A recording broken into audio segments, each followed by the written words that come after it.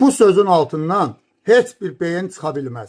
Allahı idrak elədiyini, dərk elədiyini deyən hər bir insana demək istəyirəm ki, sən Allahı təsəvvür eləmirsən, qardaşım, sənə bir nağıllar danışıblar və sənin beynin o nağıllara əsasən bir Allah obrazı formalaşdırmısan və ona inanırsan. Yəni sən öz beynində, beyninin sənin üçün yaratdığı Allah obrazına inanırsan. İndi Big Bang nəzəriyyəsi deyir ki, hər şey bir nöqtədən yaranır. Sual versən, hər şey bir nöqtədə birləşmişdi. Və hər şey o bir anda bir nöqtədən başladı. Soruşsan ki, o bir nöqtədən qabağı nə var idi? Deyir ki, heç nə. Heç nə.